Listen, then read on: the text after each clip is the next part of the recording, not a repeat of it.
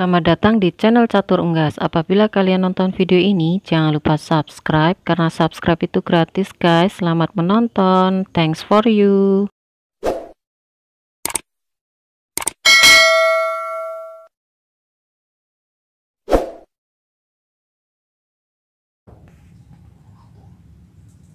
Bismillahirrahmanirrahim. Assalamualaikum warahmatullahi wabarakatuh. Welcome back to my channel. Jumpa lagi di Catur Unggas channel. Salam sejahtera untuk teman-teman semua. Salam ternak, salam sukses. Di video kali ini Catur Unggas akan memberikan informasi tentang pemberian pakan yang bisa menyebabkan kerugian dalam beternak entok ya teman. Jadi saya akan memperjelaskan untuk teman-teman agar tidak istilahnya rugi di pakan untuk beternak entok ya. Gimana caranya?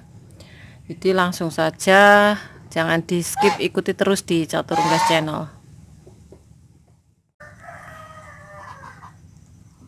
Oke, di sini sudah terlihat untuk entok di Catur Unggas. Ini jenis jumbo semua ya teman. Jadi sekitar 10 ekoran yang ada di kandang umbaran plus angsa ya. Nah, di sini akan saya perjelaskan untuk teman-teman jangan melihat dari istilahnya dari video-video atau teman-teman tuh browsing di YouTube gitu. Terlihat sangat mudah untuk peternak ya. Jadi memang yang mementingkan dari segi ekonomi itu harus pinter untuk merinci pengeluaran pakan dan juga untuk keuntungan ya. Nah, di sini akan saya jelaskan di mana apabila teman-teman itu sangat tergantung pada penghasilan dalam beternak entok, itu alangkah baiknya untuk teman-teman harus mengetahui hal ini ya. Dan banyak sekali teman-teman juga mengalami yang namanya sangat rugi kalau beternak entok. Tapi yang saya amati memang masih banyak sekali yang meminati untuk bisnis beternak entok ini ya teman. Nah, di sini akan saya perjelaskan sesuai dengan pengalaman saya, di mana untuk entok ini memang jenis unggas air yang sangat rakus istilahnya, tapi bisa disiasati atau pakannya tidak harus beli ya. Nah, ini angsanya mulai respon teman-teman.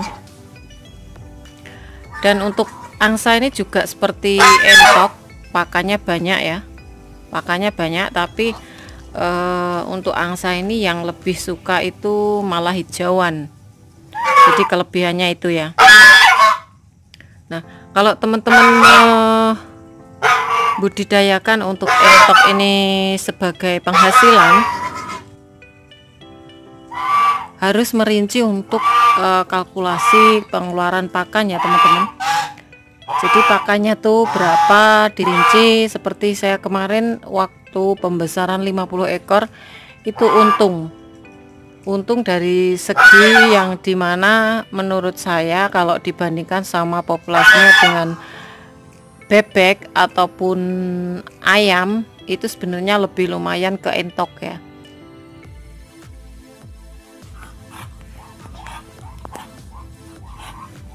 Kalau saya berpendapat untuk entok ini, seumpama saya bisa pembesaran itu mendapatkan bibit sendiri ya teman. Nah, itu ada yang komentar juga kalau untuk indukan apakah tidak memakai pakannya itu apakah tidak diperhitungkan. Ya memang harus diperhitungkan teman-teman. Cuman kalau teman-teman tuh belum pernah mencoba untuk ternak istilahnya ternak unggas ya, semisal dari bebek atau ayam potong atau ayam ya, atau ayam broiler. Nah, itu kalau sama-sama seumpama populasinya sama ya, itu masih mudah entok, terus masih gampang ya. Kalau memang mereka mengkalkulasi kalau kita ternak ayam broiler tentunya ratusan, sampai 500.000 ya, tentulah untuk untungnya lumayan. Sama aja kalau untuk entok ini kalikan untuk kalkulasinya dikalikan lagi gitu. Jadi semakin banyak keuntungan juga, semakin banyak kita bisa mengcover untuk pakannya, itu akan masuk ke keuntungan ya. Jadi kalau untuk pakan itu seumpama kita lama sekali untuk memelihara ya, sampai indukan, pembesaran sampai indukan ya, memang itu banyak sekali untuk pakannya. Terus kalau kan itu satu kali periode langsung kan untuk prosesnya nelur dan satu indukan itu udah menghasilkan berapa telur gitu. Kalau dipotong lagi untuk indukannya, apakah tidak memakai pakan? Ya itu pasti tentu aja pakai pakan ya teman-teman.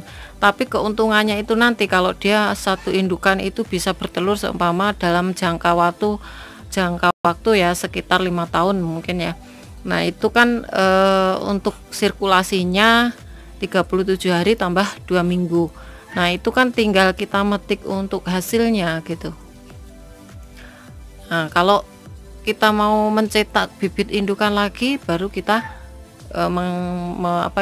menambah untuk pakannya, pembesaran, karena pembesaran tuh lebih banyak dibandingkan indukan untuk pakannya ya teman-teman. Jadi kalau saya buat analisa tuh kadang saya tuh berpikir, ada yang bertanya terus tenaganya, terus listriknya Mbak, apakah itu untung? Ya silahkan dikalkulasi sendiri gitu. Karena kalau saya cuma bilang aja komentar itu mudah sekali, tanpa kita bisa membedakan. Seumpama teman-teman cobalah untuk ternak bebek ya. Betapa sulitnya ya untuk bebek itu, kalau tidak kita bisa mencari pakan di sawah, pastinya nangis-nangis ya, karena pakannya itu sangat banyak dan juga proteinnya sangat banyak dibandingkan entok. Jadi saya menemukan unggas entok ini stuck itu karena saya sudah merasakan dari ternak ayam kampung, dari bebek peking, itu sudah pernah merasakan ya teman-teman. Dan kemarin ada yang bertanya, Mbak, apakah nanti kalau untuk penahanan entok itu maksudnya nggak terjual-jual atau tidak karuan ya, untuk tujuan kita mau jadikan indukan atau pembesaran, itu akan mengalami kerugian. Ya memang mengalami kerugian ya teman-teman. Jadi teman-teman tuh harus bisa menentukan. Saya saja untuk yang 10 ekor itu ya, kalau ada yang minat saya jual, tapi kalau nggak ada yang minat saya jadikan materi untuk pembelajaran di YouTube saya ya. Dan ini untuk kalau teman-teman seumpama untuk indukan kan bisa prosesnya panjang. Jadi kita nuai hasilnya itu ketika untuk indukan betina itu sudah menghasilkan telur. Nah menghasilkan telur terus dibesarkan, ada yang dijual telur, ada yang dijual anakan, itu sudah terlihat untuk keuntungan. Paling enggak seumpama kita untuk pakan itu berapa persen, keuntungan berapa persen. Nah itu sudah istilahnya masa enaknya ya, kita udah menuai gitu. Kalau pembesaran kan sekitar 2 bulan atau 3 bulan kita sudah menerima hasil ya. Jadi udah nggak nyetok pakan terus. Kalau di tempat saya yang 10 ekor itu memang pakannya banyak sekali. Terus saya sendiri juga memberikan materi-materi sekaligus mencari untuk pakan-pakan yang gratis untuk entok yang 10 ekor ya teman-teman, yang di luar itu ya. Jadi seumpama teman-teman meniru di YouTube ya, banyak sekali untuk entoknya, itu harus kalian pikirkan pengeluarannya, harus dipikirkan keuntungannya, seperti itu. Jadi kita harus tahu untuk usaha ini berhasil atau tidaknya. Jadi jawabannya kalau kita menahan tanpa jelas untuk entok ini, memang kita mengalami kerugian di pakan ya teman-teman. Tapi kalau sirkulasinya langsung dijual untuk pembesaran, indukan dimanfaatkan sebagai pembibitan, itu sudah paling enggak mengurangi risiko untuk kerugian di pakan ya. Oke teman-teman, mungkin itu saja informasi dari Catur Unggas Channel. Semoga informasi dari Catur Unggas Channel bermanfaat.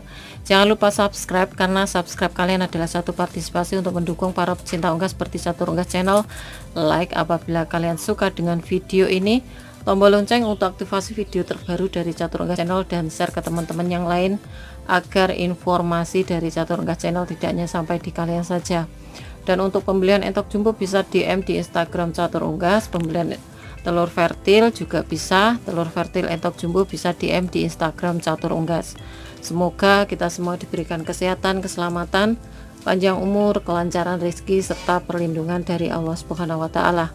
Oke, cukup sekian, terima kasih, sampai jumpa di video selanjutnya. See you next time.